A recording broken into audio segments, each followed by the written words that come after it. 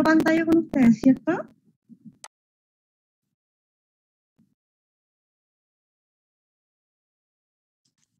Sí. ¿Sí?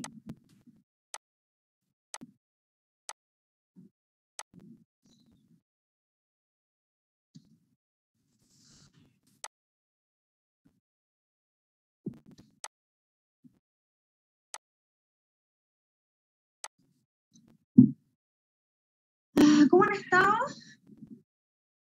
¿Sanitos? ¿No se ha contagiado? ¿Han estado con PCR, cosas así? Sí, no. No que yo sepa. Ah, ya, ok. Sí.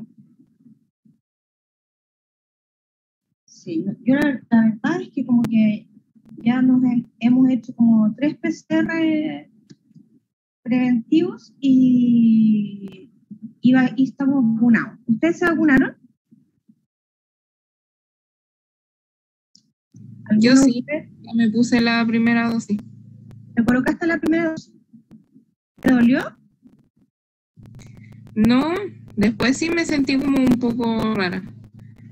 Sí, yo el lunes me coloqué la segunda dosis y ayer estaba así muy rara. Me dolía el brazo así por un montón. Me dolía todo el brazo y sentía así como cuando uno se está resfriando, así me sentía ayer, muy mal. Pero hoy día ya amanecí bien. Ya superé. Fue súper extraño como me sentía ayer.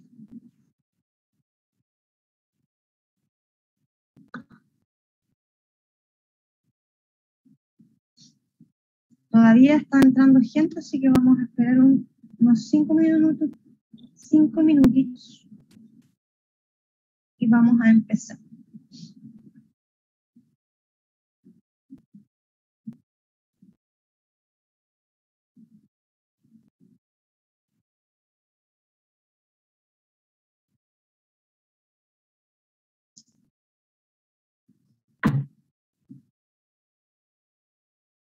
Este fin de semana cambian la hora, ¿cierto?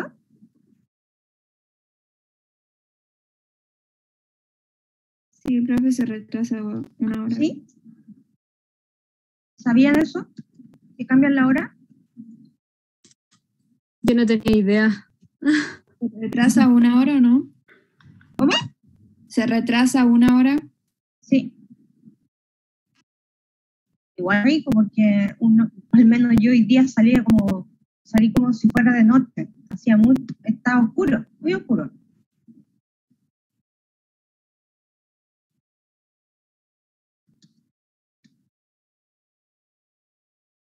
Ya, vamos a esperar 2 minutitos más para comenzar. Veo que se han conectado harto hoy día, porque voy a pasar lista, obvio. Por eso se están conectando.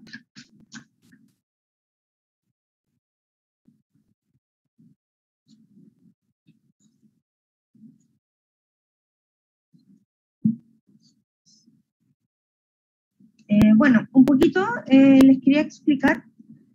Ya les envié un aviso en donde les coloqué que envié las fechas de cátedra. Para los que no lo han visto todavía, las fechas de cátedra están programadas para la primera cátedra va a ser el 21 de abril. Para que lo anoten por ahí y sepan que el 21 de abril es la primera cátedra. Luego, la cátedra 2 es el día 2 de junio. Y finalmente la cátedra 3 va a ser el 30 de junio. Esto está en su portal, está para todos. Así que de ahí lo pueden bajar.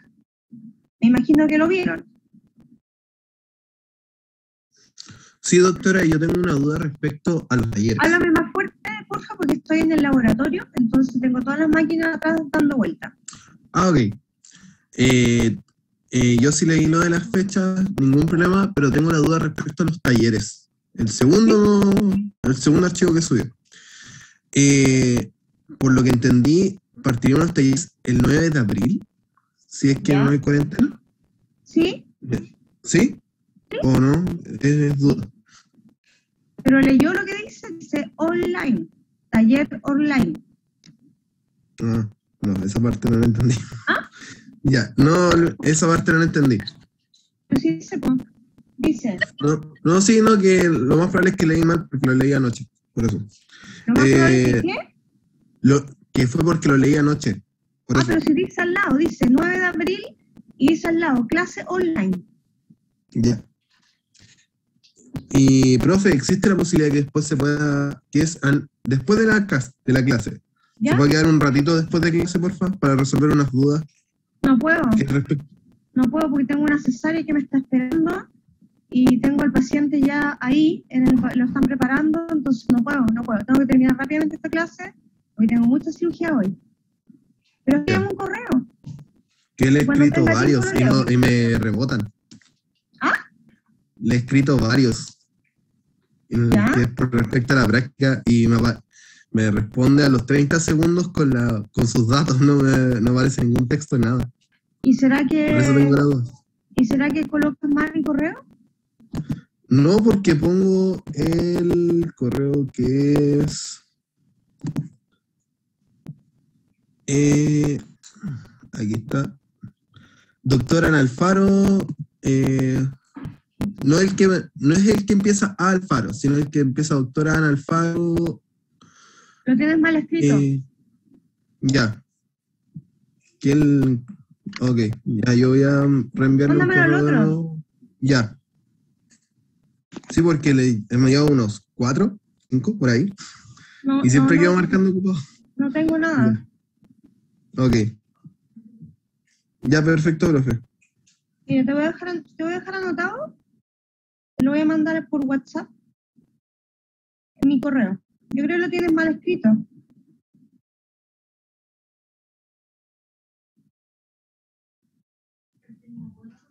Ya. Porque, en serio, ahora incluso le iba a mandar uno ayer, pero no me dio el tiempo, al nuevo correo donde mandó el link de la clase. ¿Ah? Incluso ayer le iba a mandar uno que me acaba de enviar, porque incluso noté que había cambiado la foto del Gmail. Y dije, la profe cambió el correo o algo así, porque antes no me llegaban. Después le voy a mandar un pantallazo con el correo. No sé qué me estáis hablando, Fernando. O sea, no he cambiado nada. No, por lo mismo. Ahí yo le voy a mandar un pantallazo. Ahí va a entender. Ya. Ahí Eso, profe. te ahí tú lo estás leyendo. Me estás Perfecto, leyendo. muchas gracias. Ya de nada. Bueno, entonces voy a comenzar con la clase de hoy. Vamos a empezar a grabar desde ahora. Ya. Les mandé la clase también. Las clases grabadas de las dos clases se las envié grabadas a cada uno en su correo. ¿Ya? Profesor, Okay. Entonces vamos a partir con terminando un poquitito el sistema del intestino. Acuérdense que la cirugía de intestino no solo incluye el intestino, también tenemos otros órganos que son importantes de evaluar, que se hacen otras cirugías como lo son el hígado, como lo es el vaso, órganos importantes que el paciente llega de urgencia, ¿verdad?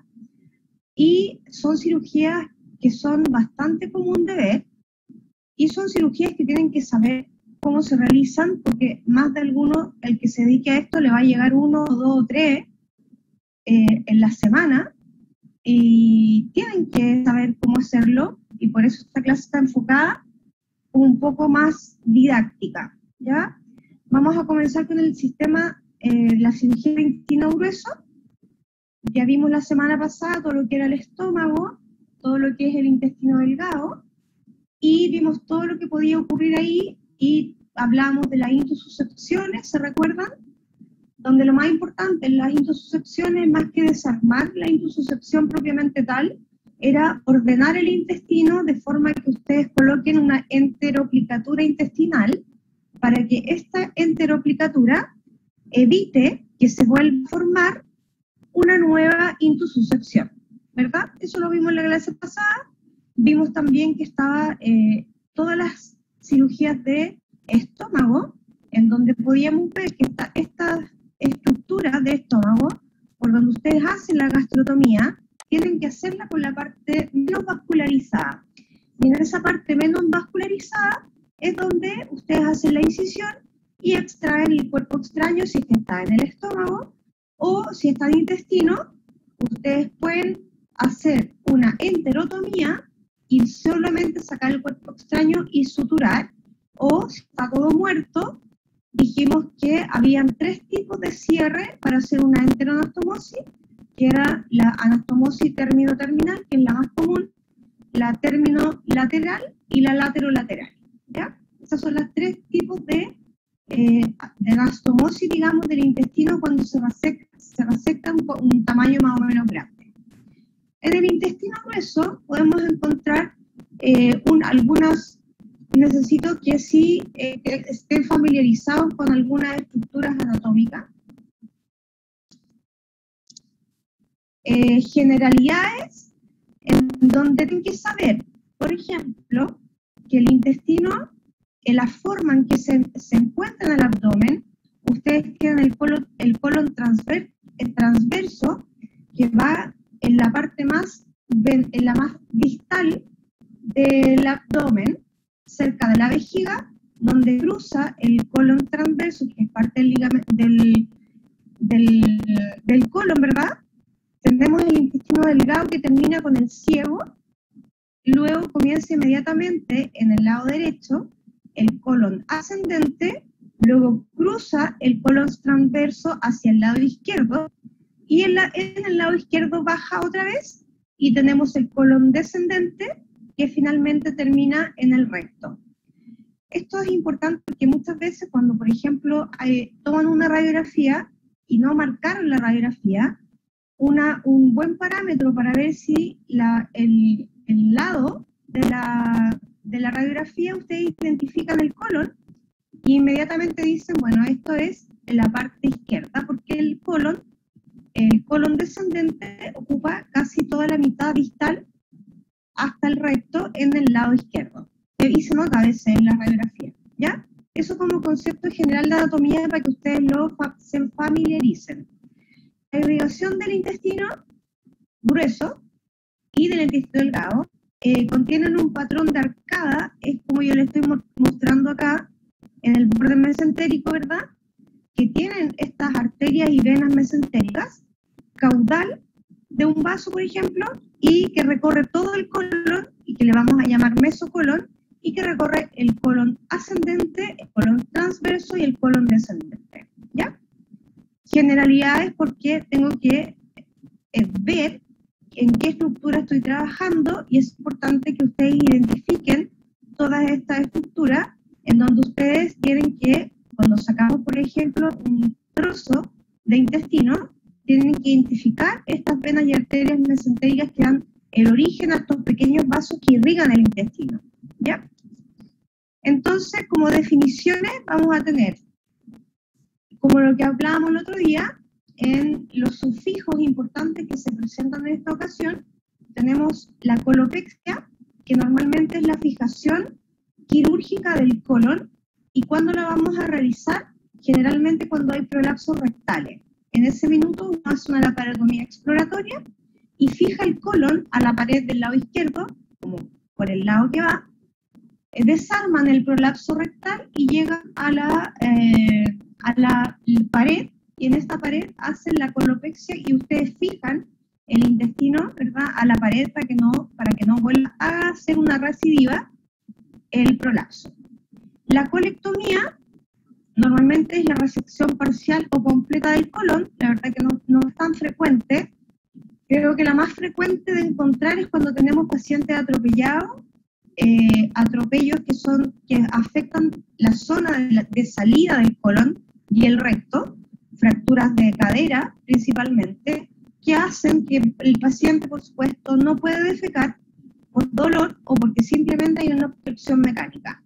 En ese caso, lo que uno hace, porque las fecas se deshidratan demasiado, y cuando tengo fecas que ya están así como coloridas, diablitos que le llamamos, cuando están muy deshidratados, podemos sacarlo, ¿verdad? Con una colectomía, sacar estas piedras, porque finalmente ya está convertido en piedra, y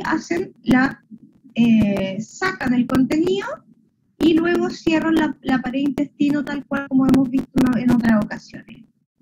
Tenemos otra terminología que se llama la tiflectomía. Es súper poco común en los animales menores. La verdad que el ciego en nuestros pacientes animales menores no tiene ninguna importancia clínica. A diferencia, por ejemplo, de un caballo que necesita de su ciego para generar la digestión, ¿verdad?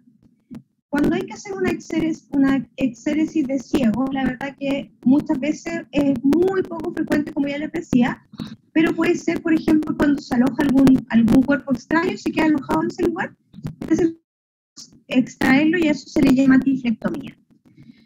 Normalmente estos pacientes que están afectados el intestino grueso tienden a tener tenesmos, que es un esfuerzo por defecar, que no defecan. ¿Ahí me quieres preguntar algo? Porque activaste tu micrófono. ¿No? Ya, ok. Tenemos también otro término que le vamos a llamar disquesia. Quiero que todos estos nombres los tengamos súper claros, porque después yo voy a hablar en terminología quirúrgica y no voy a hablar de los términos, lo que significa. Entonces se los dejo acá para que ustedes los tengan, para que todos hablemos el mismo idioma. Entonces el paciente que está afectado por el intestino grueso tenemos, en algunas ocasiones tenemos disquesia, que en ese minuto es el esfuerzo del tenesmo ya no es solo esfuerzo, sino que también es dolor durante la defecación. En algunos pacientes o algunas patologías hay hematoquesia, cuando hay heces con sangre que puede ser fresca o digerida, y cuando es digerida le vamos a llamar a eso una melena, ¿ok? Entonces, hematoquesia con sangre fresca, melena con sangre digerida. Por lo tanto, todo lo que viene con sangre digerida, para que lo tengan súper claro, normalmente ya viene con un problema de intestino delgado. Cuando hay sangre fresca, lo más común es que sea un problema de intestino grueso. Pero siempre tienen que tener en cuenta que los dos términos se usan y un poco pueden diferenciar si es que están en una patología que es de intestino grueso o una patología de intestino delgado. Entonces, los signos clínicos que ustedes encuentran en estos pacientes es que precisamente no defecan por uno o varios días y llega a la consulta porque el dueño dice: mi perro hace el intento de defecar pero no lo hace. Entonces, otros signos que vamos a encontrar son ya dijimos que era la disquesia, que era la sangre fresca, ¿verdad? En las fecas. En algunas ocasiones vamos a tener diarrea, vamos a tener signos típicos o bien inespecíficos para llegar a un examen clínico general. Vamos a tener anorexia, por supuesto que todo esto va a generar que se forme gas y vamos a generar un agrandamiento abdominal. Se van a formar estos fecolitos que se llaman, que son las fecas deshidratadas.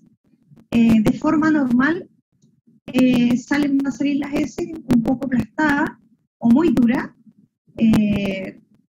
Otro signo clínico es que el paciente intenta muchas veces defecar, y esos intentos normalmente terminan en un prolapso rectal, que debemos solucionarlo de varias formas. Ya lo vamos a ver a continuación cómo solucionamos eso.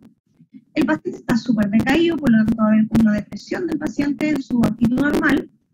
Generalmente hay mal olor y el aspecto corporal va a estar como con signos de dolor. Va a estar sifótico, va a estar en un rinconcito, va a estar muy adolorido y va a estar echadito en una esquinita, ¿ya? En los pacientes caninos. Normalmente los pacientes felinos, ellos tienden a esconderse en lugares oscuros, en lugares que nunca están. Entonces, la verdad que ahí ustedes sospechan ahí de qué puede estar pasando, ¿ya? Entonces, las consideraciones preoperatorias que debemos tener acá son consideraciones como el grado de obstrucción que tenemos en este paciente. ¿Se acuerdan que ya lo vimos en la clase anterior? Que teníamos obstrucciones completas y obstrucciones que eran obstrucciones parciales. Entonces, obviamente una obstrucción completa me va a generar mucho más signos clínicos que una obstrucción parcial. Entonces, lo que ocurre ahí es que para que ustedes tengan una consideración antes de entrar al pabellón, es que va a haber una inercia del colon, es decir, que no se mueve, que está con la peristalsis está alterada. Tenemos inflamaciones crónicas, como es la enfermedad de Crohn, que también ocurre en perros, no solo en el humano. Podemos tener tumores e intussuscepciones, que son rarísimas. Lo más común es que se hagan intussuscepciones del intestino delgado. El intestino grueso casi no hace intussuscepciones. Es muy raro, es muy poco común. En mi experiencia quirúrgica, yo creo que en toda mi experiencia quirúrgica he visto, creo que 2 en la vida. Y las demás son pan de cada día y son siempre intestino delgado y pueden ser 1, 2 o 3, inclusive una vez 4 intussuscepciones del intestino delgado. El diagnóstico, para considerarlo, incluye radiografía en el caso de que yo quiera identificar, por ejemplo, si hay fecolito, y hay un megacolon producido por esto. La ecografía nos sirve mucho porque nos va a identificar el cuerpo extraño, lo podemos ubicar donde está. Hay un signo clásico en la ecografía que ustedes ven donde está la obstrucción y ven que esa zona se mueve, ustedes colocan el transductor y como que el líquido va y viene. Entonces, ese signo clásico, que le llamamos el signo aquel, es un signo clásico de obstrucción. Entonces, en otro ámbito ya más con cirugía menos invasiva, podemos hacer un diagnóstico y tratamiento si estamos trabajando, por ejemplo, en intestino delgado, en el estómago principalmente. Podemos hacer endoscopías y con las endoscopías podemos extraer los cuerpos extraños. No nos va a servir para todos los pacientes, por supuesto, solo para algunos, porque la fibra a veces es muy grande para algunos pacientes. Yo tengo pacientes exóticos, por ejemplo, un hurón, no le puedo colocar una fibra de la que se usa para los perros porque simplemente no cabe. Y en ellos la extracción de los cuerpos extraños de estómago sigue siendo la laparotomía exploratoria, ¿ya? Y muchas veces tomamos con estos endoscopios tomamos la muestra y hacer una coloscopía. También podemos obtener muestras para biopsia en el caso que sospechen de alguna enfermedad de mala absorción o algún tipo de tumor, etc. ¿Ya? Acá podemos ver en la radiografía que tenemos si se fijan acá, en el cursor, les estoy mostrando acá que está todo compacto y avanza hasta la pelvis y tenemos un colon que avanza y está súper compactado y está impactado también. Y este paciente está cifótico, si se dan cuenta está en posición en curva.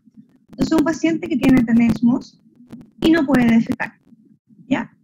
La preparación para operar el intestino siempre tiene que tener en consideración que tenemos que limpiar ese intestino, en el caso que se pueda hacer, por ejemplo cuando tenemos una masa o algo así.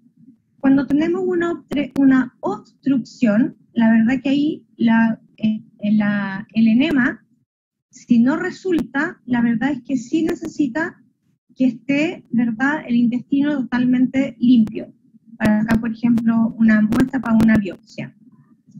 Normalmente el paciente queda con una comida que es una comida especial, que es una dieta blanda, postoperatorio, tanto para intestino delgado como para intestino grueso.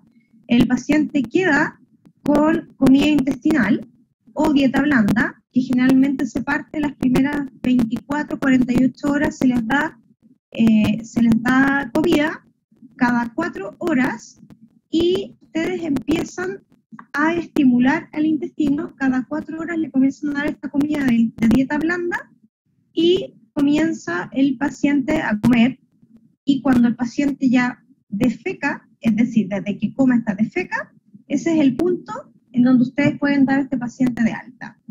Es súper importante el uso de antibióticos cuando tenemos una obstrucción, porque tenemos pacientes que están muchas veces, que pueden haber, por ejemplo, una giardia que provoque esta diarrea, y que sea una diarrea que no es controlada.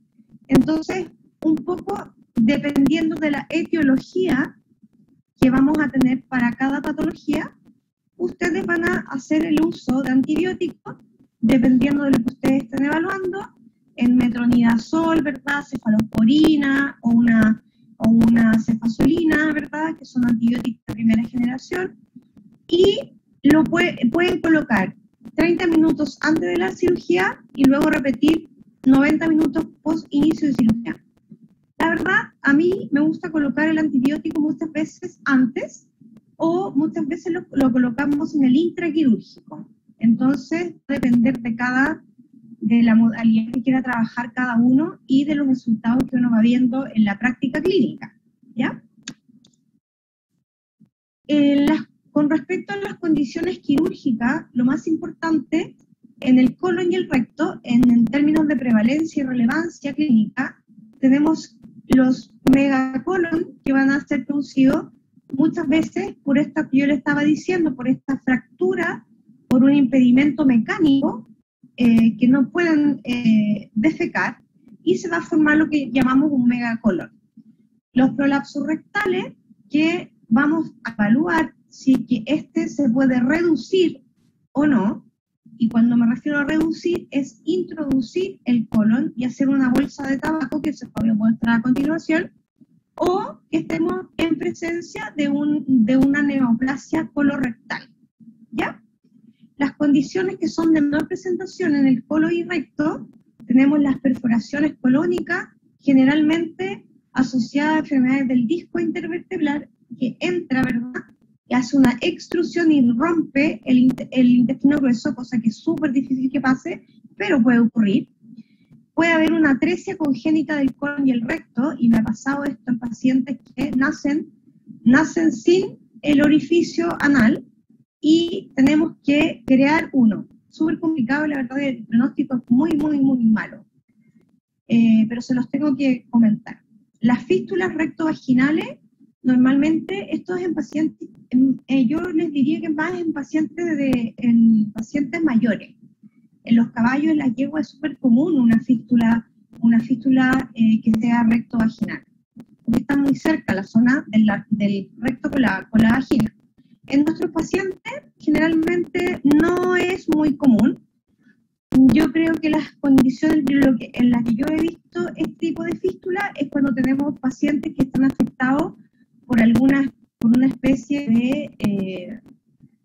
de mordedura, que me tocó hace como un mes atrás, un paciente que tenía una miasis gigante, era un paciente felino, una miasis del terror de toda la zona del tren posterior, y las larvas como que se comieron toda esa zona y dejaron una comunicación entre el colon y el colon y la vagina, porque las larvas se comieron todo. Entonces, en ese caso, obviamente, el pronóstico es súper malo. De hecho, ese paciente fue eutanasia. Tenemos también los entrampamientos colónicos, que son... Ya. Les dije en el aviso que a las 9 tenía que pasar lista, así que mi alarma me acaba de decir que son las 9, y voy a pasar lista en este instante. Valentina Basterrica. ¿Está? ¿Valentina? Suar Briones.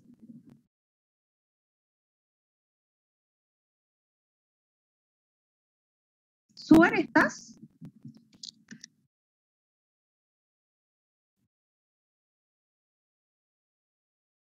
Nicolás Carvajal. Presente, profe. Gracias. Cristian Castillo. Presente, profe. Muy bien. Ignacio Castillo. Presente, profe. Ibrahim Chabam.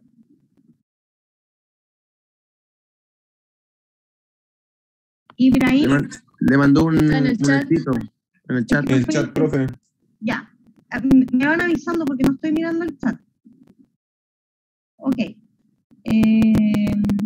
Alexandra Cortés. Aquí, Muy bien. Javiera Díaz.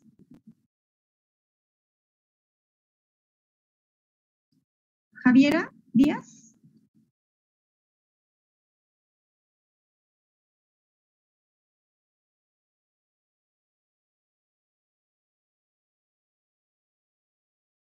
Javiera Díaz creo que acaba de entrar.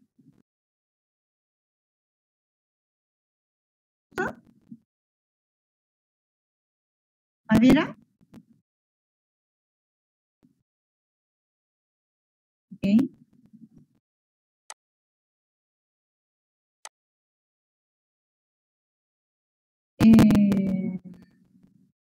Francisco Doveris.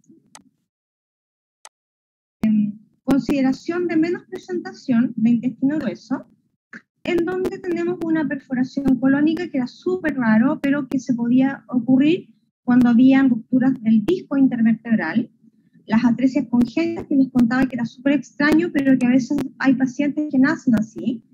Las fístulas rectovaginales son también importantes, siendo menos importantes de los animales menores, porque es más común verlo en animales mayores.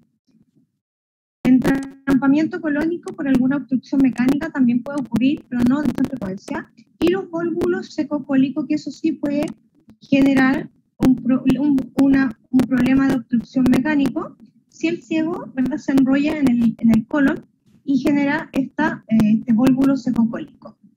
¿Ok? Entonces, si ustedes se fijan en esta radiografía, cómo uno mide el daño, o cuando nosotros hablamos de megacolon, hay una técnica en donde ustedes miden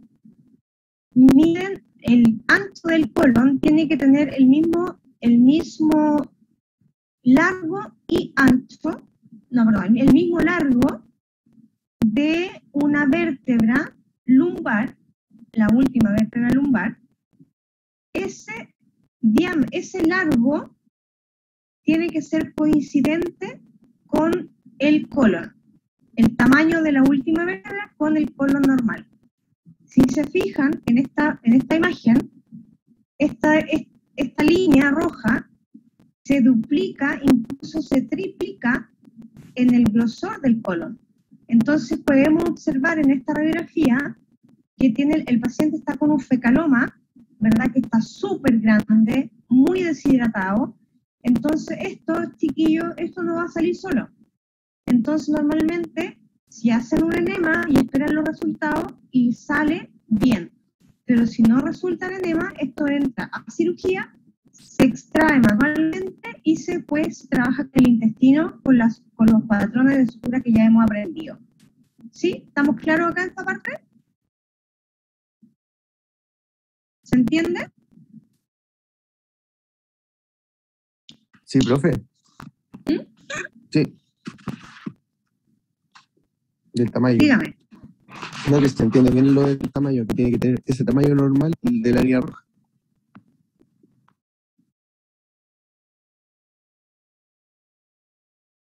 Cristian, me hiciste una pregunta, pero no te entendí. No, profe, no, que se entiende lo que está explicando, a eso le refiero. Ah, ya, ok. Sí. Ya. Ok. Entonces, cuando hablamos de megacolon, acá tenemos que diferenciar cuando es un megacolon primario o cuando es un megacolon secundario. Hablaremos de un megacolon primario generalmente asociado a las fibras nerviosas, todo este estímulo que va a estar inervado, irrigado en un déficit en la función muscular del músculo del colon, ¿verdad?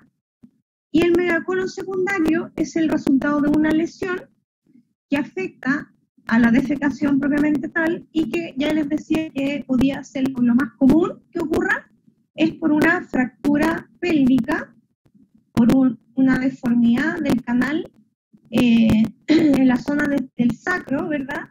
Por una malformación genética, o un megacolon obstructivo hipertrófico, que en este caso va a ser también una obstrucción que va a ser por distintos motivos, ya sea hembra o sea macho, pero generalmente uno habla de megacolon primario cuando están alteradas las fibras nerviosas, y uno habla de megacolon secundario cuando es producto de una lesión y ocurrió este megacolon producto de un trauma.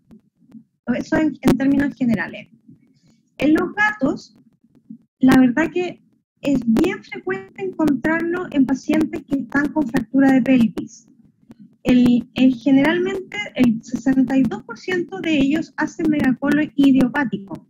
Ellos hacen megacolon y hacen unos fecolitos, pero terrible, no se pueden sacar, no resultan con enema, hay que sacarlos quirúrgicamente. Tenemos estenosis del canal pélvico en estos pacientes felinos, muchas veces un daño neurológico congénito que lleva a que este colon no tenga el peristentismo normal, no hay conexión de las fibras nerviosas, y las deformidades espinales generalmente van a estar dadas en los pacientes de raza Manx, para los que no los conocen, que son gatitos que no tienen cola. Entonces tenemos un sacro que es un poco diferente a un paciente felino normal, ¿ya? El tratamiento del megacolon, y esto yo creo que lo vieron ya en medicina interna, o lo van a ver ahora, no sé si tienen medicina o ya han tenido clínica. Normalmente el tratamiento depende de la severidad del cuadro. Vamos a ver, primero que todo, descubrir o discernir que este megacolon sea de origen primario o secundario. Una vez que determino eso, pues instauro el tratamiento, que tienen que tener mucho cuidado, por ejemplo, con los enemas. Cuando ustedes hacen enema, como el colon está tan dilatado, tienen que tener mucho cuidado, porque si ustedes colocan mucha presión, eso está muy friable y se puede romper. Y puede ser una causa de perforación colónica. Entonces, ¿qué se hace como prevención? Normalmente se dan dietas que sean bien digestibles, por lo tanto van a ser dietas ricas en fibra. Algunos laxantes y proosmóticos, que es de uso veterinario, es muy, muy bueno, también para el humano, que es la lactulosa. Y les coloqué acá el detalle porque me parece interesante que sepan las dosis que se colocan, que no se da, oye, dale una jeringa de lactulosa, no, se calcula. Y la dosis va a depender del grado de megacolon que tengamos, y los miligramos por kilo van desde 5 a 25 miligramos por kilo, 3 veces al día. Obviamente todo esto tiene que ser monitoreado con EcoFast, ¿verdad? Tienen que hacer ajuste de las dosis. Si ustedes ven que, por ejemplo, le dieron 5 ml kilo y no fue suficiente, tienen que ir monitoreando para que en la segunda dosis quizá no coloquen 5, a lo mejor coloquen 2. Y al revés, si colocaron 20 y el paciente hizo diarrea, pues entonces la dosis ahí ya tienen que bajarla y si es necesario, eliminarla. Ya así con cuidado con la lactulosa, porque como es un laxante hiperosmótico, lo que hace es que atrae agua y extrae agua desde el organismo. Por lo tanto, si el paciente está deshidratado, lo va a dejar más deshidratado. Entonces, ojo ahí con eso. ¿Ya? Normalmente uno tiene que observar este paciente que está con megacolon, que ya ustedes lo sacaron, hicieron toda la solución. Ustedes tienen que observar que defeque blando unas 2 o 3 veces al día, y después cuando ya estos vuelvan a la normalidad, ustedes lo dan de alta. Y se pueden utilizar algunos agentes procinéticos efectivos en la musculatura colónica, como son, por ejemplo,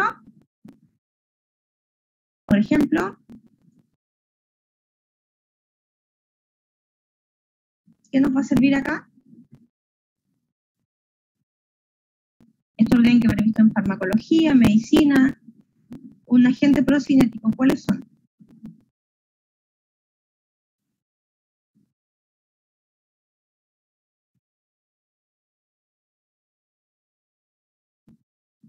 ¿No?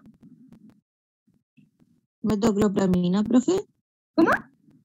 Metroclopramina. Muy bien. Exactamente. Todos los pacientes que entran entonces a cirugía, normalmente lo que uno hace es que uno da agentes procinéticos como la metoclopramina. Muy bien. La cirugía consiste en hacer una colectomía, es decir, hacer una incisión por sobre el colon y remover todo el contenido que está haciendo presión y que debemos sacarlo desde el intestino por vía quirúrgica porque pudimos utilizar la zona no pudimos utilizar esa zona para la extracción del fecolito. Entonces una colectomía, en este caso, se hizo una incisión, ¿verdad?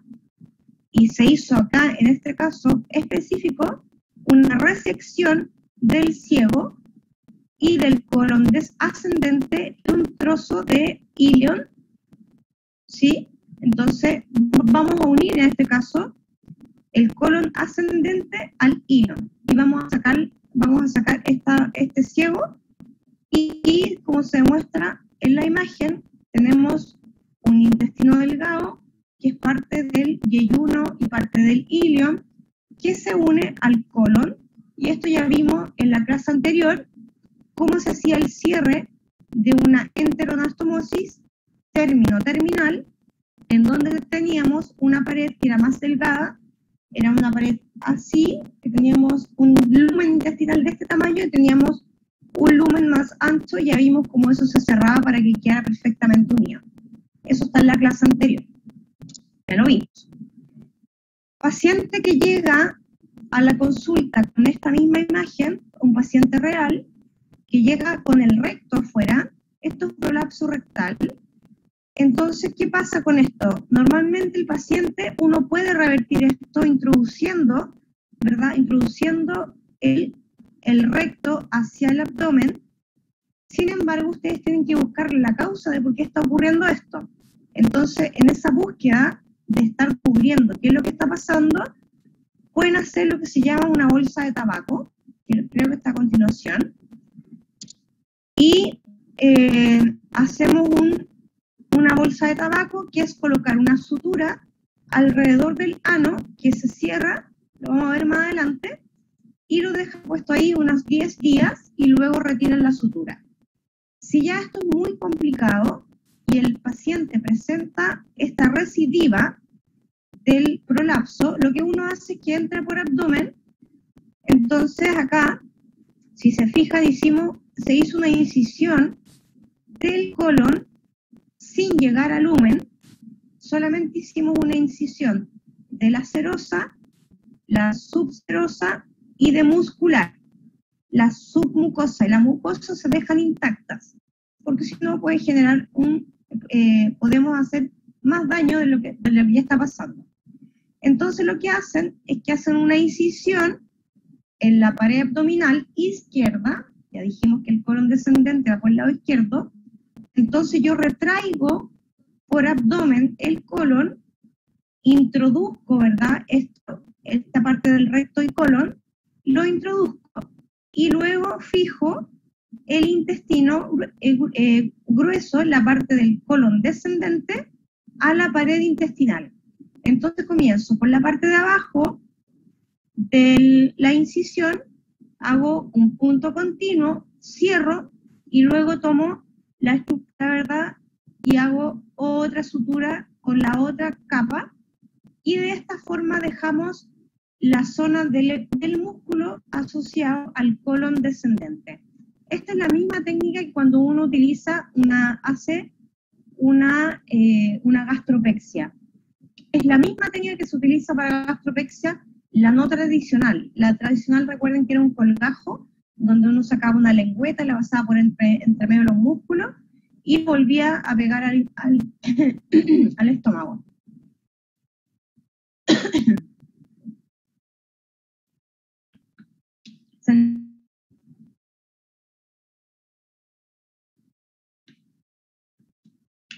¿Sí? Sí, profe, si se entiende. Sí. Ya, muy bien. Entonces, ¿alguien sabe cómo se llama la exéresis o extirpación del ciego?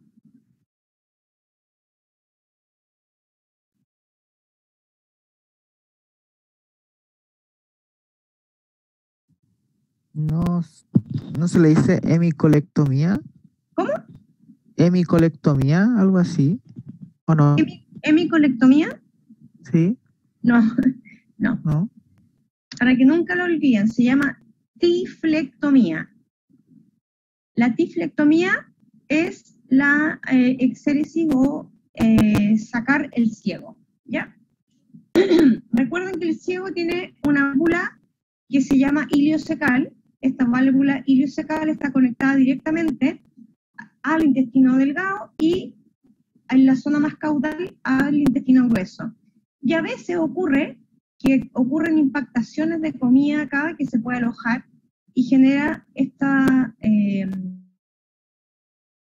que va a generar una obstrucción, pero que va a ser una obstrucción que no va a ser completa. Generalmente es parcial. Y esta perforación, esta impactación puede tener a veces algún grado de algo que esté, por ejemplo, corto punzante y que esté en esa zona y perfore, ¿verdad? el ciego y generamos con esto una septicemia. Entonces hay que revisar. Podemos encontrar a veces muy poco frente, pero podemos encontrar masas en esta zona y estas masitas normalmente hay que sacarlas y se retira con el ciego completo y todo este proceso le vamos a llamar tiflectomía, que es la extracción del ciego. Son como los nombres que más se asocian a esto, que son nombres más raros. Generalmente, por ejemplo, cuando hacemos una tarsorrafia, ya les dije que era suturar los párpados y se llama tarsorrafia. En este caso el ciego se llama tiflectomía, para que no lo olviden, extracción del ciego. Esperemos un minuto, chicos. Es que me dio frío, mucho frío, porque el laboratorio tiene que estar siempre con temperatura muy baja, o las máquinas, y la verdad es que me dio mucho frío. Espérenme un segundo que me estoy abrigando. Uy. Ya, ahora sí. Entonces, tenemos una colotomía para extraer un cuerpo extraño, en este caso de cololitos o fecolitos. Todas estas fecas que el paciente empezó a deshidratar, comenzó a salir el agua de estas fecas, entonces lo que hacemos es hacer una incisión o una laparotomía exploratoria en donde hacemos una incisión del lumen intestinal y vamos a ver que esta zona, ¿verdad? Ustedes la van a ver que ya está súper grande. Les dije que la última vértebra lumbar normalmente se mide el tamaño de eso y que tiene que ser del mismo tamaño de la última vértebra lumbar. En el colon, la verdad que es bien común encontrar neoplasias en perros y gatos, generalmente pólipos y adenocarcinomas, que son súper frecuentes de encontrar, sobre todo en perros que son de edad avanzada. Los linfosarcomas son un poco de menos presentación. Sí tenemos leiomioma. Los leiomiomas son los neoplasias de las fibras musculares del intestino, que pueden ser de origen maligno o de origen benigno. En el caso de los leiomiomas serán benignos y los leiomiosarcomas que van a ser malignos. Y tumores de las células de Mast que pueden generar, ¿verdad?, en este colon todo esto que estamos hablando ahora. esta neoplasia tiene diferentes técnicas descritas para extraerla. Cuando son neoplasias que afectan muchísimo la parte del recto, hay una cirugía súper agresiva que es combinada. Entonces ustedes hacen una laparotomía abdominal en donde se hace una osteotomía pélvica, es decir, ustedes sacan la parte del pubis y por ahí trabajan para sacar normalmente un tumor. Estamos hablando de algo súper agresivo. ¿Ok? Generalmente no llegamos a esta instancia, pero ha ocurrido en algunas ocasiones en que se han tenido que hacer así, sobre todo los pacientes felinos. Y luego se coloca o se deja simplemente una placa que una esas dos zonas o simplemente no dejan nada. ¿Ya? Recuerden que esta parte está protegida por un músculo, entonces la verdad que si lo dejáramos sin nada no produciría ningún daño. A veces hay lesiones que no se pueden sacar, que simplemente no son resectables. A veces son pacientes que tienen un grado que se puede extraer relativamente, y en ese caso, cuando ya no puedo sacar la masa, el tratamiento más bien es paliativo. Entonces, se ha reportado para este tipo de patología quirúrgica, se ha descrito el uso de meloxicam. Anda súper bien los ICAM, hablemos del peroxicam, meloxicam, en supositorio como coadyuvante a terapia de radiación. O sea, estamos hablando de pacientes con una neoplasia totalmente agresiva. Hoy por hoy, normalmente las combinaciones que nosotros hacemos acá, a mí me gusta trabajar mucho con los oncólogos, y hay una oncóloga que es la doctora Paula Lillo, y ella trae una máquina que hace electroquimioterapia. Entonces yo resecto la zona y ella con una maquinita va colocando un quimioterapéutico con esta máquina que va haciendo electropolación en la zona del tumor, alrededor del tumor. Búsquenlo, googleenlo, búsquenlo en algún libro, se llama electroquimioterapia, ¿ya? Para que lo busquen ahí si les interesa. Es bien interesante, la verdad. Y tiene muy buenos resultados. Bueno, continuando con la parte del sistema digestivo, no podemos olvidar que tenemos la zona del periano, que incluye el recto y el ano, y son zonas que también son súper frecuentes de abordar. Y en ellas encontramos principalmente los sacos anales, que primero anatómicamente ustedes tienen que identificarlos, que se encuentran lateral a la zona del ano, y lo que más ocurre es que podemos encontrar fístulas perianales, típico de un pastor alemán, en donde podemos hacer limpieza de ellas o simplemente hacemos la extracción de ellas. Pero normalmente ustedes tienen que decirle a los dueños, cuando ustedes se dedican a la clínica, y tienen que enseñar a los dueños en cómo drenarlas para que no se impacten y no generen y no lleguen a este punto de que generen una fístula, porque su salida está obstruida, y ustedes pueden apreciar en la fotografía del lado derecho, en donde está el orificio anal externo, hay unas pequeñas rayitas, miren, fíjense, son muy pequeñitas, pero ese es el punto de salida de toda la glándula anal. Hay que vaciarla porque si no ocurre todo este proceso de inflamación del saco anal, y en caso ya más severo, fístulas con absedación de la zona y con una fístula perianal, que es propio del pastor alemán inclusive, y en ellos lo que uno hace es tratamiento con ciclosporina y algún inmunosupresor para que esto no siga ocurriendo. Entonces, cuando hacemos una saculectomía, así se va a llamar cuando sacamos las glándulas anales, saculectomía anal, podemos utilizar una técnica abierta o una técnica cerrada.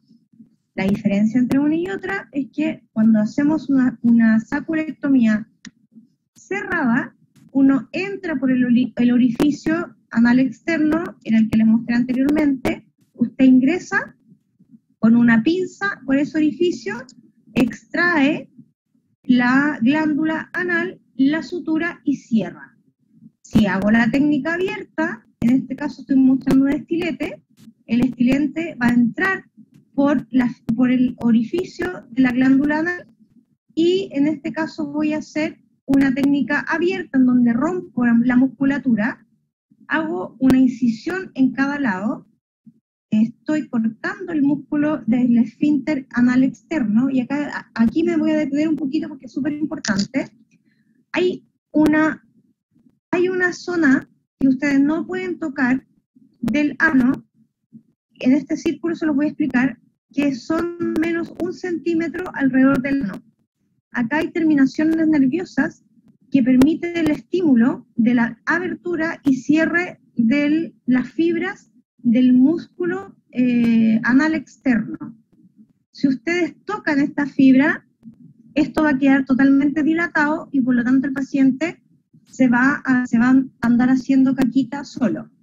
Entonces tienen que tener cuidado en esa zona y cuando hagan esta cirugía tienen que tener 1 centímetro desde el contorno del esfínter anal externo para que no ocurra que ustedes cortaron la inervación. El mismo paciente está con el recto, ¿verdad? Totalmente horrible. Entonces ustedes pueden observar, esta es la mucosa, esta es la parte interna. Entonces con este color uno dice, ok, está congestivo pero no está necrótico. Si esto estuviera necrótico tendríamos que sacarlo. En este caso se reintroduce cuidadosamente, ojalá con agua, limpien esa zona primero, con suero fisiológico, y después introducen esto y podemos hacer una bolsa de tabaco, que es lo que voy a enseñar un poquito más adelante. Entonces, acá les dejé un resumen de cómo tratar un prolapso primario, no tan complejo, un prolapso moderado y un prolapso que ya está con tejido necrótico. El manejo de cada prolapso, ya sea menos severo, relativamente severo y muy severo, ya se hacen distintos procedimientos, como por ejemplo, cuando es menor, primero buscar la causa, se lava, se masajea con agua o suero fisiológico, y que ya lo dije, se aplica algún lubricante soluble en agua, que puede ser vaselina, se ocupa una sedación o anestesia epidural, y se hace reducción digital con la mano, quiere decir eso, del prolapso, y se sutura con esta bolsa de tabaco, que ya vamos a ver de qué se trata, y en 3 a 5 días esto ya está ok y retiramos la bolsa de tabaco. En un prolapso leve. Si es un prolapso moderado, obviamente siempre tratamos de buscar la causa. La sedación o anestesia general también puede estar en una situación de epidural, solamente con una sedación y una epidural.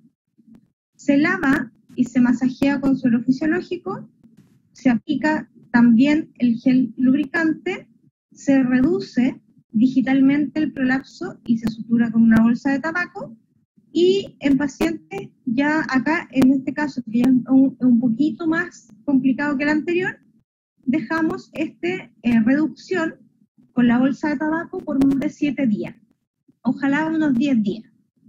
Y el severo ya no tengo nada que entrar, simplemente tengo que cortar y suturar las estructuras, como ya habíamos visto, acá no tenemos mucha opción. Acá el corte y el tipo de sutura es un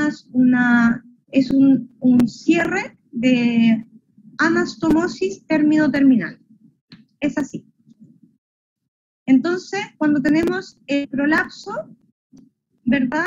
Rectal, hacemos digital con el dedo, vamos a introducir entonces esto por el ano, y una vez que lo logro reposicionar en su lugar normal, hago esto, que es una sutura que paso de un lado al otro, que voy siguiendo y haciendo un círculo, y después estas 2 suturas yo las dejo cerradas y le dejo el espacio suficiente solamente para que defequen. No le doy mucho espacio, ¿ok?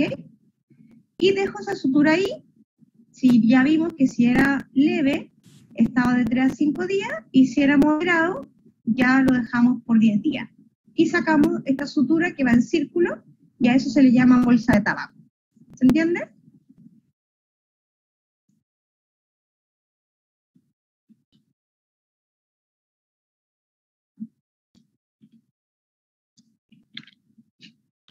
Ok.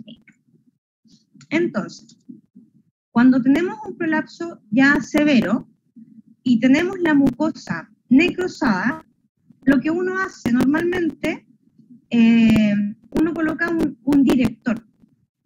Entonces colocamos un director, ¿para qué? Porque si yo identifico las capas que tengo que suturar. Como hicimos un corte acá, un corte longitudinal, tenemos la mucosa, es como una intususcepción, entonces tenemos la mucosa con mucosa. Entonces tengo que suturar mucosa con mucosa, cortando todo este segmento.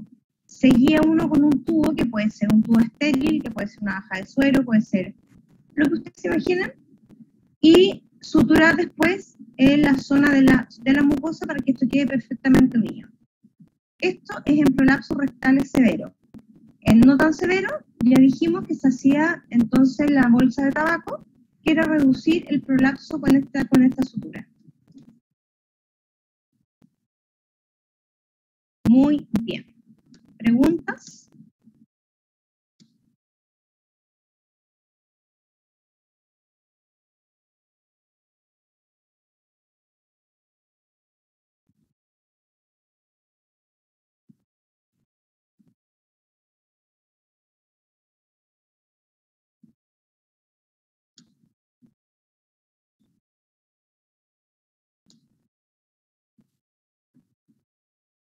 ¿Alguien tiene una pregunta?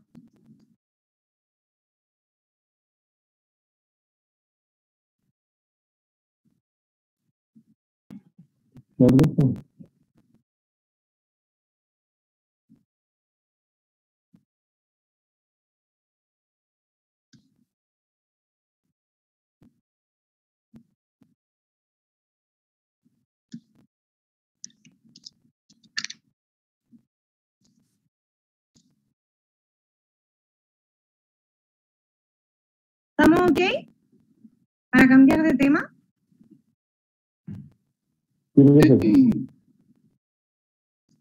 Entonces vamos a ir a otro.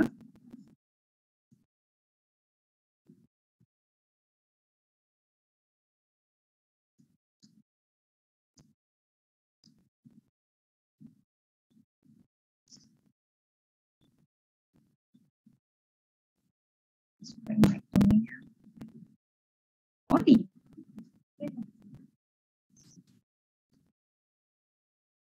¿No hay dudas de la clase anterior? ¿De la presentación anterior? ¿Todo clarito?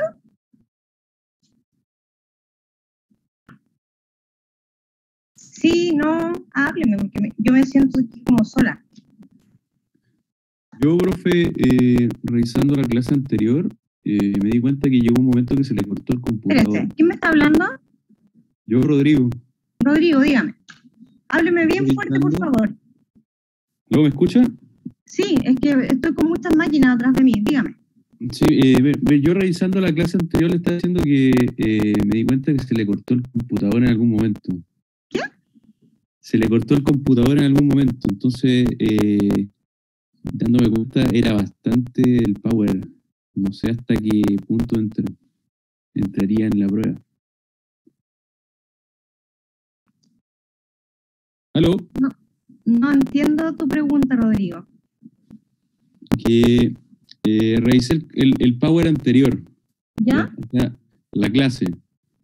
En algún momento de la clase se le cortó el computador o se cortó todo, entonces llegó como... Entonces revisando el control, o sea, revisando la clase, quedó harto material que no fue registrado en la clase. Sí, Llegó hasta... se los envía a su correo y son 2 grabaciones. Con 2 me llegó una vez. ¿Son 2 grabaciones? Ya. Tal vez no no vi la otra. Pensé que, porque era bastante. A ver, no estoy. ¿Alguien me puede explicar? ¿Les pasó lo mismo a ustedes, chiquillos? Los demás alumnos, yo en la clase les mandé dos grabaciones. Efectivamente, cuando se desconectó mi internet, me volví a conectar, seguí con la clase con 2 grabaciones, las que les llegaron, ¿verdad? ¿O solo les llegó una?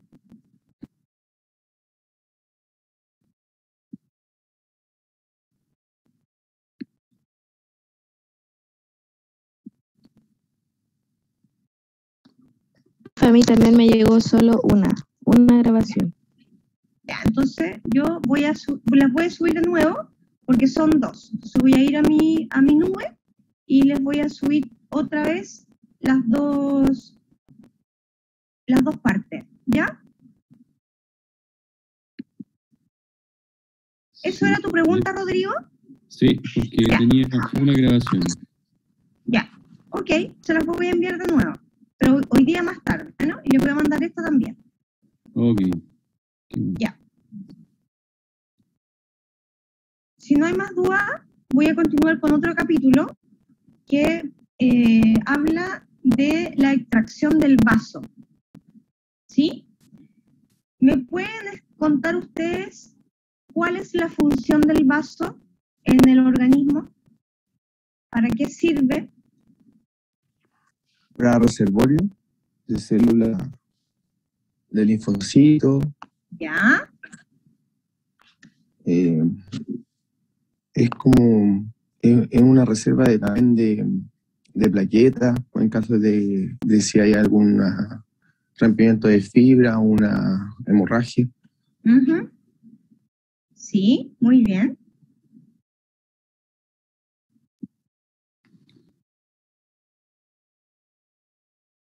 ¿Qué más?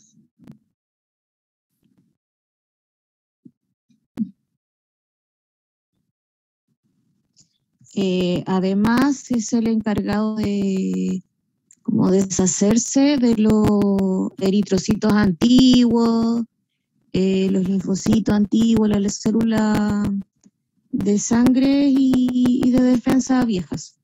Exactamente. Muy bien. Exactamente todo lo que relatan sus compañeros es la función del vaso. Y lo que sí me interesa acá es la anatomía. Lo que siempre lo voy a perseguir con la anatomía, porque cuando usted decide ser cirujano, la anatomía tiene que ser su amigo para siempre. ¿Ya? Entonces, es súper importante tener claro cómo se irriga todo en el abdomen, porque así yo tengo claro dónde tengo que abordar para hacer en este caso, una esplenectomía, que puede ser parcial o total, dependiendo de la etiología de por qué lo vamos a abordar. Entonces, lo que me interesa que ustedes conozcan estructuras básicas, como son el hígado, ¿verdad? La vesícula, todo el conducto cístico, llega al colédoco para comunicarse con el intestino delgado. Tenemos el estómago, que está directamente irrigado desde una vena y una arteria porta. Y tenemos otra irrigación que viene del páncreas, y que tenemos el páncreas se divide en una cola, que está pegadita al vaso, en cuerpo, y la cabeza que va unida al intestino delgado, que sería el duodeno, en este caso, que es la primera porción del intestino delgado. Luego tenemos el vaso, que está irrigado por estas arterias y venas, muchas, y que cuando hacemos la cirugía es súper importante tener en cuenta todas las estructuras vasculares que tenemos que ligar antes de cerrar.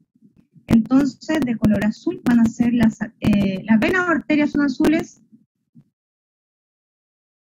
¿Quiénes son las sucias? Las venas. Las venas. Ok.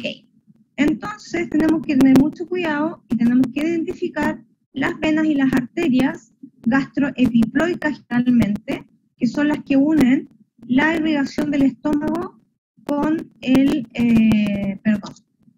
mesenterio, o antiguamente llamada epiplón, y por eso tiene ese nombre, que es una arteria y vena epiploica. ¿ok? Y que van a dar origen a arterias, venas mesentéricas, en este caso van directamente desde la aorta, y llegan a unas ramas que van a ser para unas ramas del aumento mayor, que llega al vaso, pero si ustedes se dan cuenta está irrigado por arterias y venas gástricas, por una arteria y vena esplénica directa y por ramitas del aumento mayor o mesenterio de la parte mayor. Entonces, cuando yo tengo un vaso patológico, tengo que buscar el por qué este vaso está, cuál es el origen. Normalmente lo que uno encuentra son vasos de esta forma como estamos presentes acá.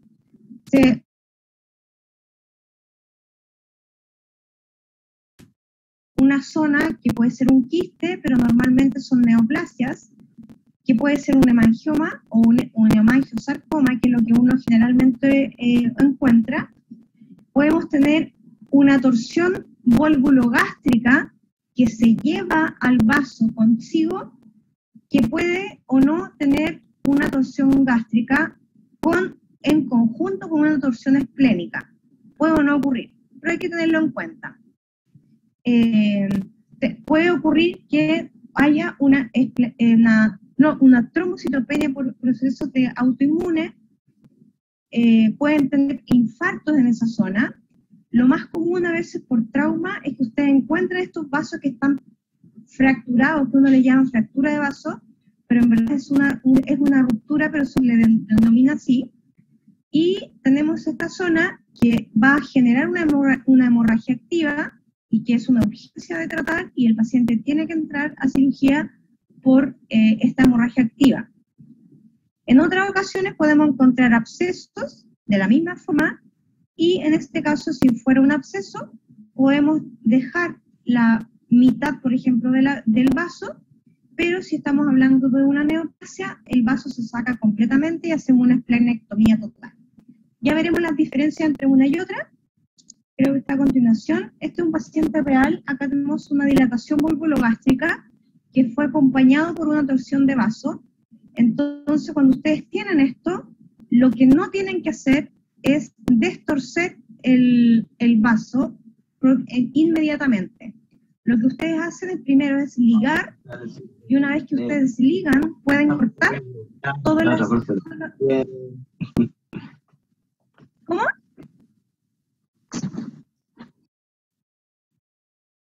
¿Alguien me hizo una pregunta? No. Ok.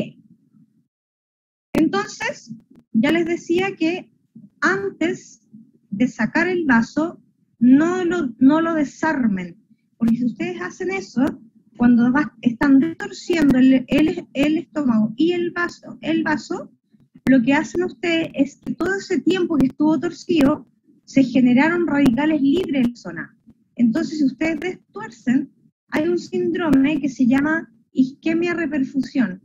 Si ustedes lo sacan y lo devuelven, todos esos metabolitos van a hacer que el paciente haga un shock anafiláctico por estas toxinas que generamos de radicales libres y que los vamos a tirar a circulación. Por lo tanto, no podemos destorcer y después ligar.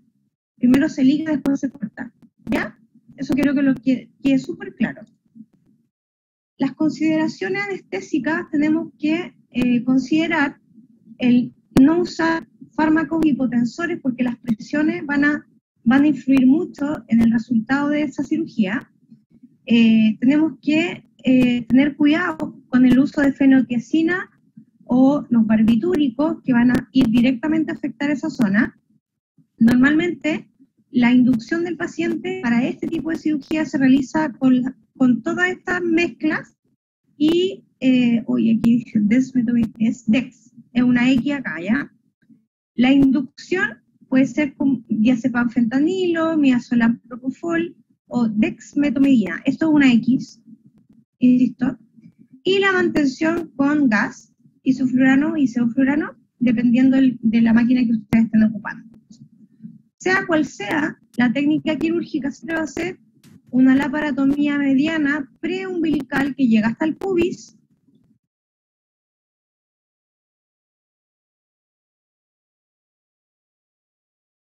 exposición cuidadosa del vaso, en caso de torsión, no hacer la que le acabo de decir. Si hay torsión, no lo devuelvan inmediatamente, liguen primero y después lo devuelven, para evitar el síndrome de isquemia reperfusión, ¿ya? Ok, ligan los vasos y arterias, y van cerrando en este caso, y acá les muestro en forma súper didáctica que ustedes pueden dejar, ¿verdad?, estructuras, porque recuerden que el omento o el mesenterio está irrigado, por lo tanto, debo de cuidar la irrigación del mesenterio. Por lo tanto, una de las técnicas quirúrgicas es ligar cada vasito por separado y finalmente extraer o hacer la esplenectomía. Acá tenemos un vaso real. Si ustedes se fijan, acá hice una incisión con una laparotomía mediana preumbilical. Estoy sacando el vaso. El color que tiene es un color normal, pero si se fijan tiene una zona blanquecina acá. ¿Ven?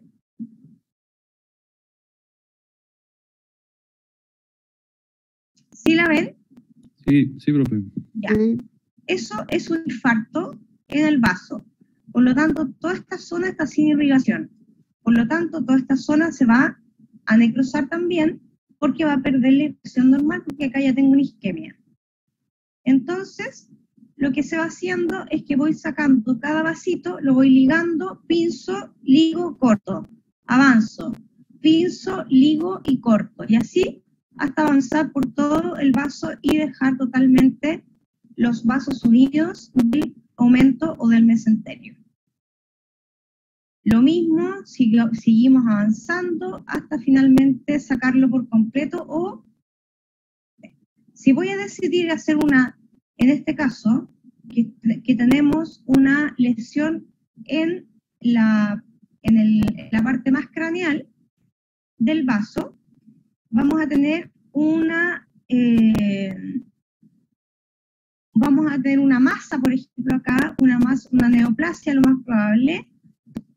Entonces, lo que aquí ustedes usan son dos pinzas que se llaman pinzas de Doyen o pinzas de intestino, ya que tienen la particularidad que ellas dos, cuando se cierran, queda acá entre medio, queda una zona semiabierta, entonces ahí ustedes hacen que esta zona no se necrose. Por lo tanto, colocan estas dos Doyen y después ustedes suturan con un punto que puede ser punto simple separado o puede ser un continuo simple en donde dan una vuelta y se devuelven con otra vuelta y terminan haciendo como un punto X continuo. La verdad que es súper raro suturar el vaso. Uno pensaría que es una estructura que se va a rebanar, pero es súper entretenido y sí se puede suturar muy bien. Y hay técnicas quirúrgicas y esto lo vamos a ver. Espero que lleguemos a las clases presenciales y esto lo vemos, yo se los muestro en vivo y en directo, y hacemos una esplenectomía parcial y hacemos una esplenectomía total. ¿Ya? Este es un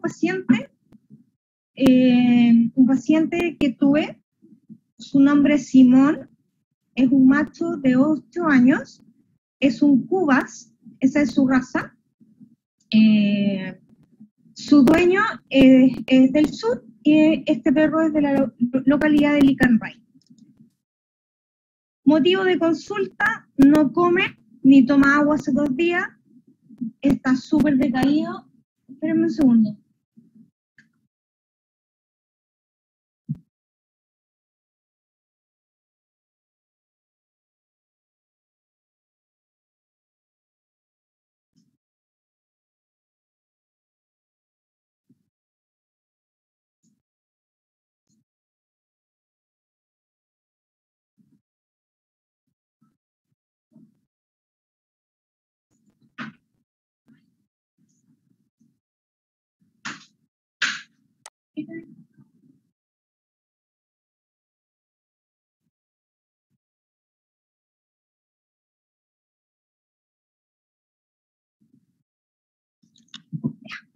Perdón, tía, es que me están preparando mi perrita para la cesárea. Ya, entonces el paciente llegó decaído, muy apático. Él llegó con 2 días que estaba totalmente raro, que no era su perro de siempre. Y bueno, al examen clínico se observó cialorrea, se observó el pulso débil, las mucosas pálidas. Entonces eran signos súper inespecíficos, pero sí podíamos observar que había abdomen agudo. Recordemos que cuando yo les digo abdomen agudo, estamos hablando de un dolor abdominal que puede ser causa del vaso, que puede ser origen de una torsión gástrica, puede ser el motivo de una obstrucción, etc. Todos ellos generan abdomen agudo o dolor abdominal, que es lo mismo. Entonces al paciente se le hizo exámenes complementarios, se le hizo hemograma, perfil y ecografía, y se pudo observar que tenía un 25% de hematocrito. La verdad que es un hematocrito bastante bajito. Y acá es súper importante recordar que los pacientes que van a cirugía de vaso normalmente tienen un hematocrito bajo. Recuerden que el hematocrito normal en un perro es de 37 hasta 45% del total de células. Y importante entonces recordar eso para que ustedes cuando realicen la transfusión, que puede ser intraoperatorio o postquirúrgico, para que ustedes realicen una transfusión, en el caso que lo requiera, por supuesto. La ecografía va a ser determinante porque va a reconocer y identificar la esplenomegalia, que eso es lo que el ecografista, esto es lo que ve. Hay una ecogenicidad que es completamente heterogénea y vamos a encontrar además en pacientes, que es súper raro, pero se los comento que además de tener esplenomegalia, tienen prostatomegalia, porque son pacientes que son viejitos, con focos anecoicos compatibles con quistes y normalmente van asociados. Hallazgos, pero ocurre. Entonces los prediagnósticos son patologías de vaso, estamos hablando del paciente. En este caso el paciente tenía esta prostatomegalia, tenía además este abdomen agudo con una esplenomegalia. Entonces teníamos la posibilidad de que fuera una neoplasia tanto del vaso como de la próstata, pero en este caso lo que determinante acá fue el vaso. Entonces, ¿qué hicimos con él? Entró a pabellón, como ya les decía, hizo una laparotomía mediana preumbilical, aquí estoy casi que en las costillas, porque acá está el esternón, una incisión grande, grande, grande, para llegar, ¿verdad?, a este punto, ¿ver? Creo, hoy. Entonces, cuando hago la laparotomía exploratoria y voy después a abortar y mirar qué es lo que está ocurriendo, me encuentro con esto. Mire, fíjense, el vaso está totalmente de un color necrótico, está morado. Imagínense lo severo que fue. Entonces, acá es donde yo les digo, lo sacan torcido, pero no lo destuerzan porque eso va a generar isquemia reperfusión. Y acá el paciente solo hizo torsión de vaso, no hizo torsión de estómago, solo hizo torsión de vaso. Este vaso lo mandamos a biopsia y efectivamente era un hemangiosarcoma gigante, una pelota de fútbol, y cortamos, ¿verdad?, todas las estructuras bien pegaditas a la zona para que este mesenterio se volviera a regenerar.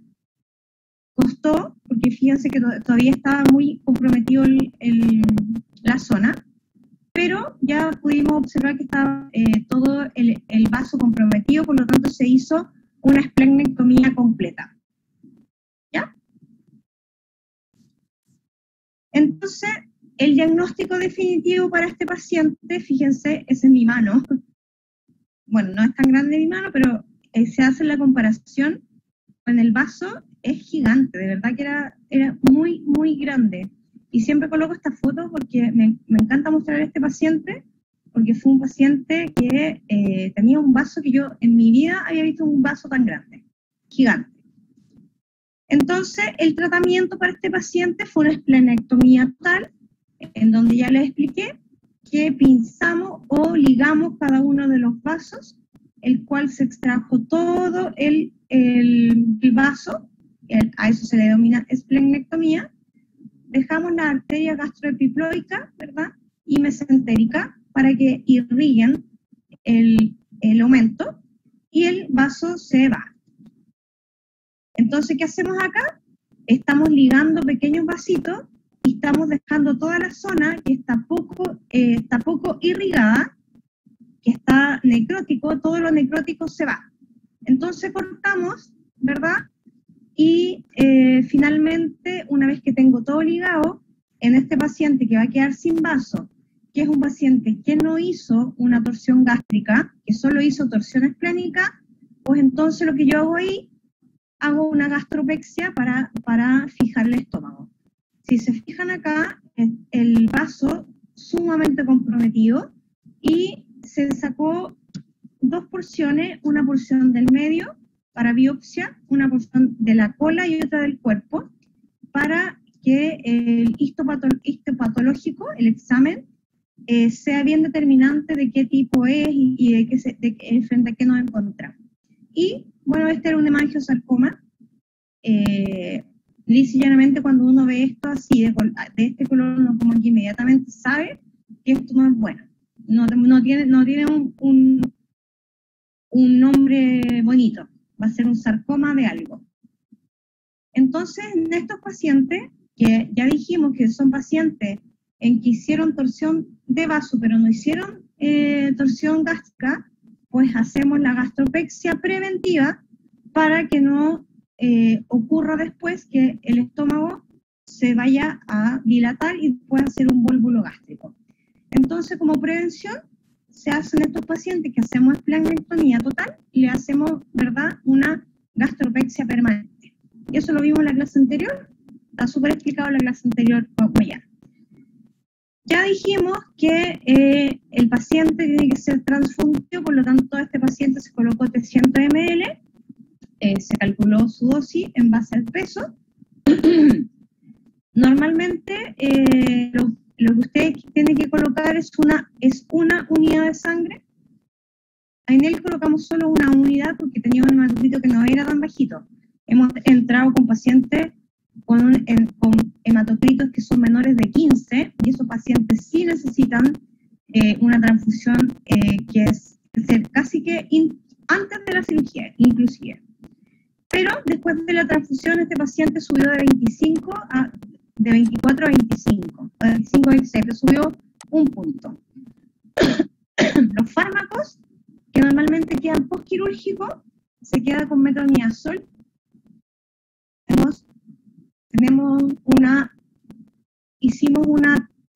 Generamos un síndrome que puede ser isquemia reperfusión, que no lo provocamos, por supuesto, porque es por la oclusión de toda la zona.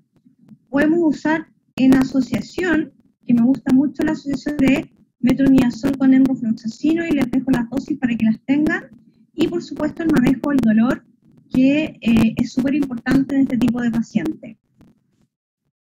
El pronóstico para este paciente obviamente es reservado porque no sabemos cuánto tiempo llevaba. Efectivamente el dueño vio que hace 2 días que no comía, que estaba extraño, pero ese cuadro, como es un hemangiosarcoma, esto se vino desarrollando de mucho rato atrás. Por lo tanto, sin saber cómo partió ni cuándo partió, el pronóstico siempre es reservado. El paciente comienza a comer, comienza ya a hacer actitudes normales y finalmente ya se va de alta y al 4.º día presenta pequeños vómitos, pero eran casi solo espuma. Está de buen ánimo, como bien dijo su compañera, se utilizan fármacos cinéticos, ¿verdad? Y protectores gástricos que pueden ser ranitidina o famotidina, pero siempre tienen que colocarse siempre, siempre, siempre. Y la evolución del paciente en este caso presentó una leucocitosis intensa. Normalmente cuando hay sangre retenida se genera una contaminación de la circulación, digámoslo así, y el paciente se dejó se le cambió el antibiótico a amoxicilina más ácido clavulánico, se continuó con otra terapia de analgesia, porque ya esto estábamos y el perro ya llevaba una semana hospitalizado. Entonces empezamos a buscar las posibles causas. Este paciente, la verdad que todo era extraño en él, entonces la verdad que encontrar solo un vaso torcido y su estómago no, es súper raro, pero pasa, y se hacen esplenectomías totales en esos casos porque el vaso obviamente no funciona, no cumple su función. ¿Qué debemos considerar en estos pacientes que uno hace esplenectomía? Como ustedes bien dijeron, las funciones que tiene el vaso es de reservorio, tanto de linfocitos, de plaquetas, toda la parte de defensa están allá. Son pacientes que ya no tienen su vaso, por lo tanto van a ser pacientes que uno tiene que cuidar más como médico. Usted le tiene que decir al dueño, mira, tu perrito se vacuna una vez al año cuando está normal sin sacar el vaso. Cuando el paciente tiene una esplenectomía, el paciente se vacuna cada 6 meses y no una vez al año. Esa es como la única particularidad que hay que tener con ellos para ir protegiéndolo de su sistema inmune. ¿Ya? Y creo que preguntas de Cubas. De Simón. ¿Todo clarito?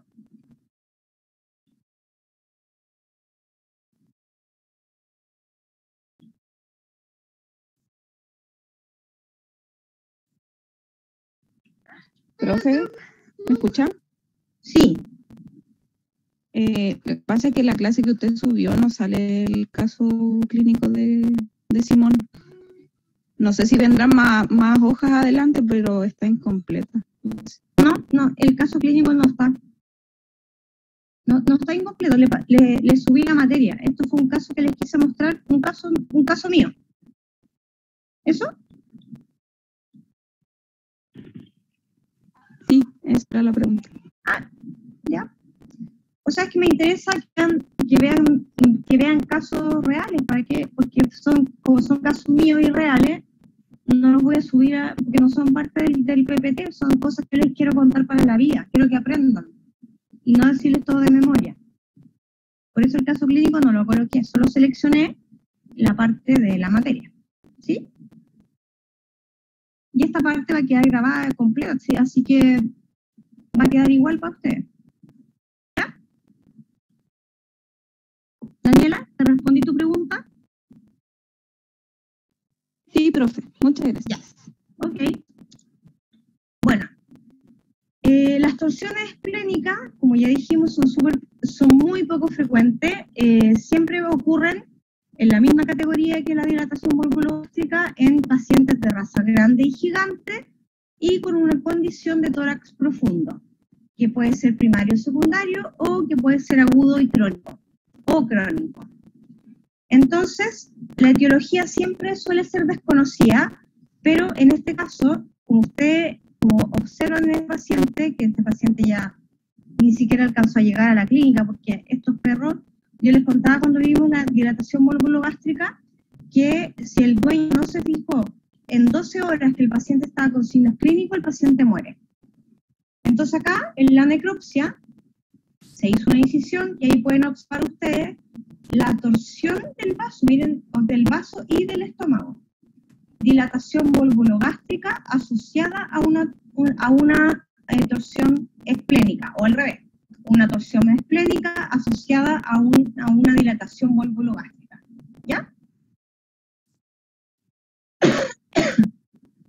Los signos clínicos ya los vimos, las generalidades, los vimos con Cubas. El paciente está inapetente, está indiferente al medio, tiene signos inespecíficos. Va a estar con taquicardia, taquipnea, muchas veces con la temperatura baja.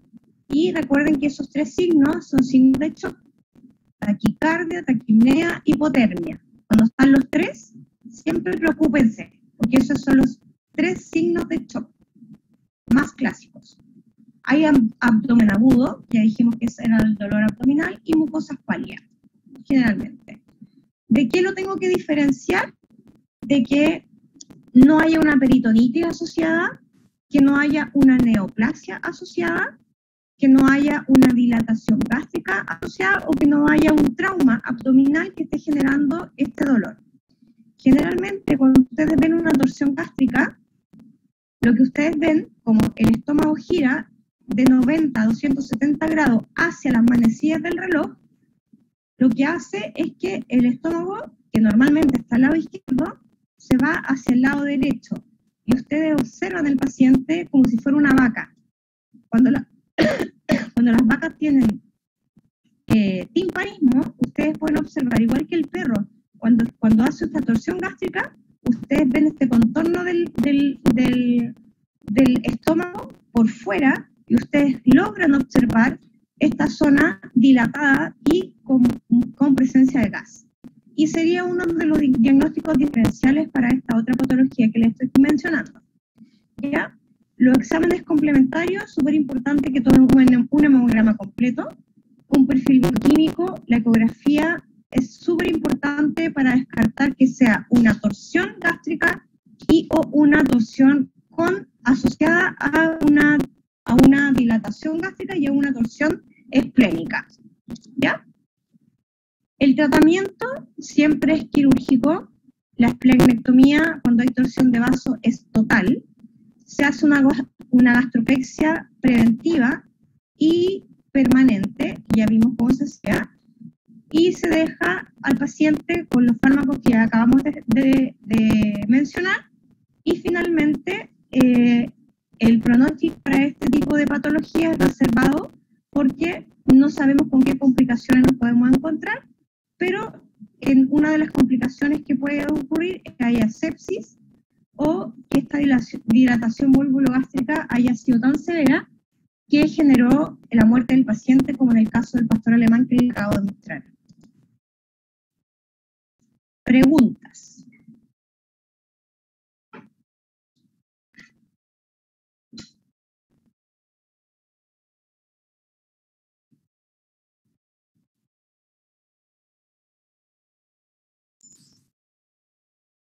¿Preguntas?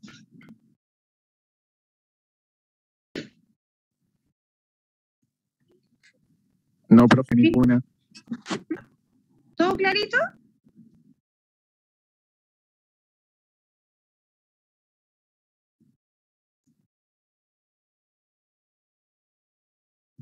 Sí, profe. ¿Sí? Ya. Si está todo clarito, ya dejé de grabar, entonces ya les voy a enviar en la nube. Lo voy a revisar en la otra parte, que quiero ver qué parte les llegó de la semana pasada. Entonces lo voy a buscar en mi nube de Zoom y les voy a enviar de nuevo la clase anterior y esta clase. ¿Ya? Me siento sola cuando no me hablan. Sí, profe, sí. Yo la escuché. Profe, sí, profe, hay solamente una grabación en el correo. Solamente ¿Qué? una. Le estaba diciendo que hay una sola grabación en el correo. ¿Sí?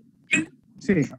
Sí, ahora estoy verificando y solamente aparece la de la semana antes pasada, no la de la semana pasada. ¿Cómo? Sale una parte nomás, falta la otra parte. Eso es lo que acabamos de hablar eso hace un rato.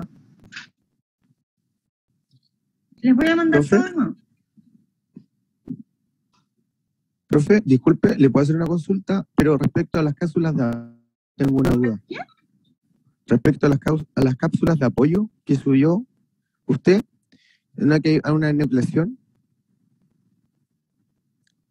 unas cápsulas de apoyo que subió de cesárea de gata, son como 4, de arsenalaria y ¿Ya? Claro, yo tengo una consulta con respecto a lo que son los bloqueos. A ver, espera. Pero esas cápsulas que tú me estás hablando son de otro ramo, son de cirugía. No, Claro, pero lo que pasa es que respecto a los tipos de bloqueo que quería hacer una consulta, no sé, Para los porque me entró bloqueos. claro, que está bloqueo del cigomático, creo que era el que se vio en la enucleación. A ver, espera. ¿Me va a hablar usted del bloqueo cigomático del ojo? Sí. Ya, es que eso es un capítulo aparte cuando vemos oftalmología quirúrgica. Ah, ya, profe. En 2 semanas más y vamos a ver los bloqueos directamente. Le vuelvo a insistir, lo que es de la semana pasada, lo que es del semestre pasado, se va a ir pasando cuando sea pertinente. Ahora estamos hablando de intestino. Los bloqueos del ojo no tienen nada que ver acá. ¿Sí? Sí, profe. Ok. Ya. ¿Dudas de esta materia?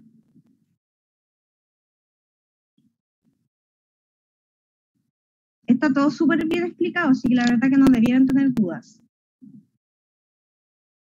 ¿Ya? Ya, profe. Estamos entonces. Bueno, para los que llegaron más tarde, yo les envié toda la planificación de las clases teóricas que hasta la semana... Hoy día vamos en la semana 3 de clase. Tenemos 17 semanas, porque en realidad son 16 para el semestre completo, pero tenemos una pausa académica que es el 29 de mayo, que hay un feriado ahí. Hasta la semana 12 vamos a tener clases de animales menores. Luego, la semana 14, 15 y 16 es de equinos y la semana 17 es de bovinos, ¿ya? Eso está en su portal UTLA. Además, en su portal UTLA está toda la programación de los talleres que se van a realizar. Hasta el 23 de abril, comenzando la próxima semana, el 9, hasta el 26, que son 3 semanas, las clases van a ser solamente online y en cápsulas que yo les voy a enviar durante la semana.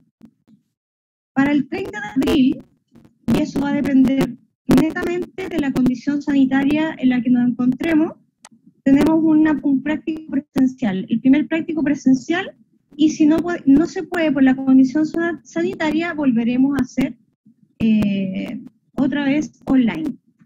Lo que tengo que fijar son los quiz que ustedes, al igual que en cirugía general, acá ustedes tienen 4 controles que está por definir la materia, porque si es presencial, se evalúa presencial, y si no, se hace un control online igual para todos. Yo creo que va a ser lo más próximo, viendo la condición sanitaria como está vivida. ¿Ya?